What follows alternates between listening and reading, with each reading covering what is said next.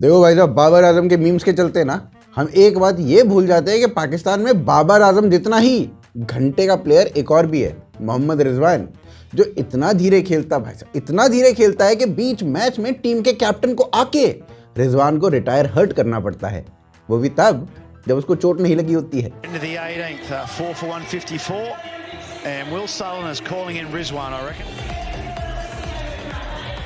Now I like this. We saw it with Nick Manninson retired himself not long ago, a couple of games ago, and Daniel Sams came into bat because he wasn't quite middling the ball. And I think this is a really good move. Maybe could have happened an over or two earlier. और रिजवान इतना घटिया क्यों खेलता है, इसके लिए कोई coach या फिर कोई एनालिस्ट हायर करने की कोई ज़रूरत नहीं है। इसका रीज़न रिजवान खुद बता देता है। रिजवान खुद को पहले सेल्समैन मानता है और फिर क्रिकेट उसके बाद आता है। हमें किसी काम से किसी ने रोका तो आज तक नहीं है, मगर मैं क्रिकेटर बनूं तो मेरी प्रायोरिटी दीन इस्लाम हो। मेरे चलने फिरने उठने बैठने से हर हरकत से अल्लाह की जात की प्रचार हो। चलो अब ये देखते हैं कि ऐसा क्या करता है ये जिससे प्रचार हो रहा है। देखे जी, मैंने पहले भी कई दफा बोला है, क्रिकेट के मैच में या तो विन है या तो लन है, और इंडिया के खिलाफ पिछले कई सालों से वर्ल्ड कप में हमें लन ही मिला है और वो लन सीखने वाला नहीं है। तो इंशाल्लाह हमारी यही कोशिश बरकरार रहेगी कि हम यही आगे बढ़ाते रहें, because what we do is not champion team do, champion team do what we do because we do. इंशाल्लाह बॉयज प्लेड वेल, शाबाश। रिजवान आगे खुद को पाकिस्तान का ब्रांड एम्बेसडर बताता है। ये सिखाता है कि कहीं बाहर जाओ तो पाकिस्तान को अच्छे से रिप्रेजेंट करो। जब भी किसी टूर पे जाते हैं तो हमें कहते हैं कि अपने चलने फिरने उठने बैठने का ख्याल रखो, क्योंकि हमारे साथ पाकिस्तान का टैग लगा हुआ है, हम एम्बेसडर है पाकिस्तान के। लेकिन पाकिस्तान की हॉकी टीम वो रिजवान से कोई इत्तेफाक नहीं रखती है। अभी कल ही पाकिस्तान की हॉकी टीम ऑस्ट्रेलिया से वापस आई है और ऑस्ट्रेलिया में उस टीम ने इस्लाम का कोई प्रचार भी नहीं किया, ऊपर से पाकिस्तान मैनेजमेंट को गालियां अलग से दे रहे थे। हॉकी टीम के कैप्टन ने बोला कि पूरी टीम को ऑस्ट्रेलिया में लावारिस बना के छोड़ दिया गया। ऑस्ट्रेलिया के दौरे की बात करता हूं तो मैं बात ही पहले स्टार्ट करूंगा कि फ़्लाइट और होटलिंग से, कि जैसी जिस फ़्लाइट पे हमें लेके जाया गया उसके बाद सिडनी उतर के मैं समझता हूं कि 12 से 13 से भी ज़्यादा 14-15 घंटे हम वहाँ पे ओपरा स्ट्रीट पे लावारिसों की तरह घूमते रहे। अब हॉकी टीम के कैप्टन को कोई बताए जो पूरा का पूरा देश ही लावारिस हो तो हॉकी टीम को कहाँ से वारिस मिल जाएगा बताइए। फिर वहाँ पर हॉकी टीम के कैप्टन ने यह भी बोला कि हमसे वहाँ पर बर्तन मंजवाए गए, मैच खेलने से पहले हम बर्तन मांज के मैच खेलने जाते थे। फिर उसके बाद वहाँ पर 13-14 घंटे तक हमें कोई पूछने वाला नहीं था, हम सड़कों पे ऐसे ही भटक रहे थे, ना होटल की व्यवस्था थी ना किसी और चीज़ की व्यवस्था थी, हम तो वहाँ पर बस घुटने गए थे। और कमाल की बात भाई साहब ये थी कि हॉकी टीम के कैप्टन ने अपनी प्रॉब्लम्स पीएम को नहीं बताई, आर्मी चीफ को ज़्यादा बताई। जितने भी इदारे हैं मैं आर्मी चीफ से रिक्वेस्ट करता हूँ, प्राइम मिनिस्टर से रिक्वेस्ट करता हूँ कि इस चीज़ का जल्द से जल्द नोटिस लेके इस पर एक्शन किया जाए। वैसे बात तो ठीक ही है, सभी जानते हैं कि पाकिस्तान का अनऑफिशियल पीएम आसिम मुनीर ही है। ऊपर से हॉकी टीम की ना एक रिक्वेस्ट और भी थी कि हॉकी वर्ल्ड कप आने वाला है, तब तक ना मोहसिन नकवी को हॉकी में डाल दिया जाए, जिससे वो हॉकी टीम के लिए भी ना एक ट्रॉफी तो चुरा ही लेगा।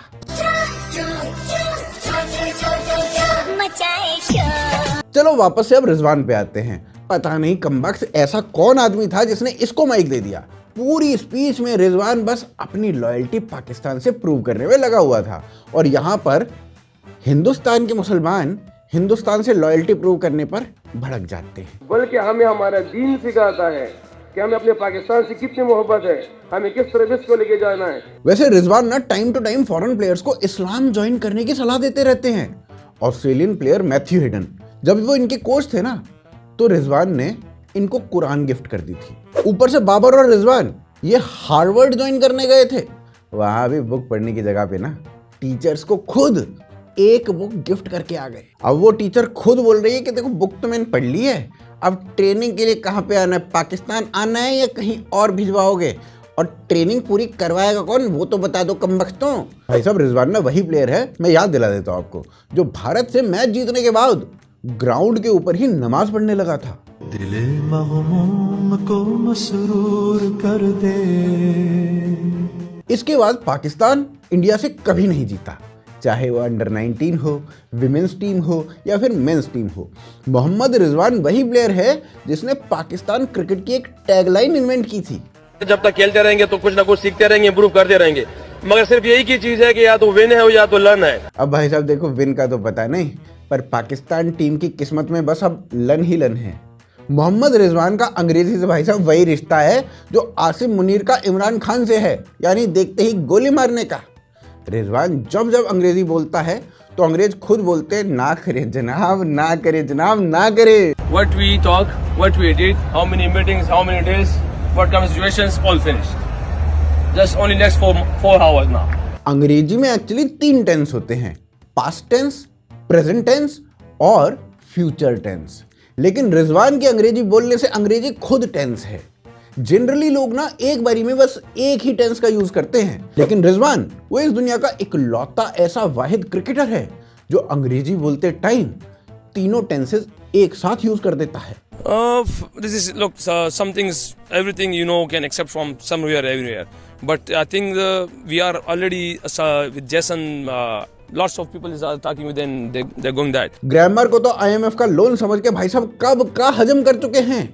अभी पिछले हफ्ते ही ट्रंप ने पाकिस्तान से अपना कर्जा वापस मांगा, तो पाकिस्तान ने एक शर्त रखी कि कर्जा तब वापस मिलेगा अगर डोनाल्ड ट्रंप खुद रिजवान की अंग्रेजी समझ पाएंगे, नहीं तो नहीं दे रहे। Please, go ahead.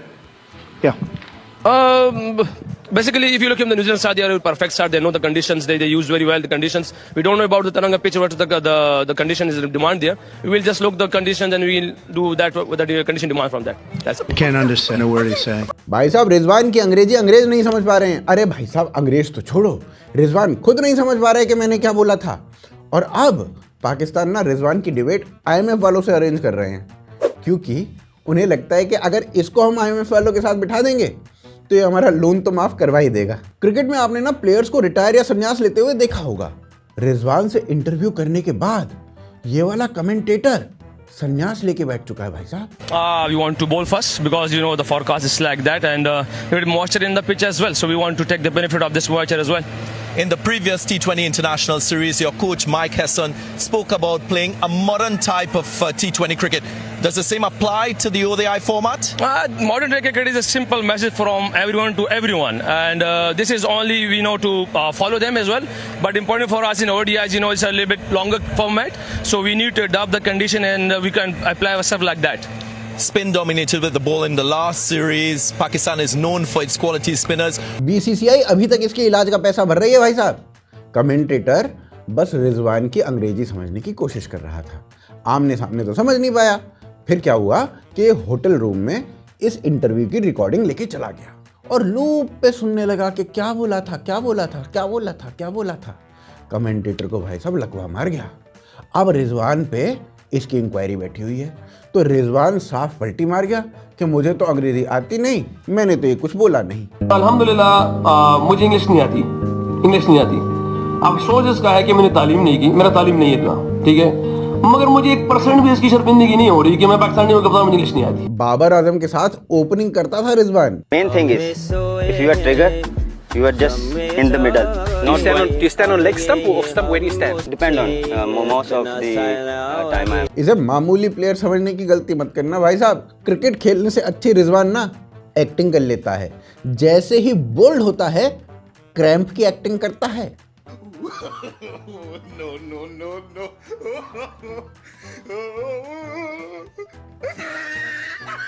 वाह क्या एक्टिंग कर रहा है। रिजवान को ना टीम से भी इसलिए निकाल दिया गया क्योंकि हर मैच में, हर टूर्नामेंट में हारने के बाद ये खुद से खुद को चैंपियन डिक्लेयर कर देता था। माशाल्लाह अभी हम क्लैप करेंगे अपने लिए, मगर वो क्लैपिंग ऐसे हो कि हम चैंपियन, सबको पता कि हम चैंपियन हैं। Okay guys, come on start.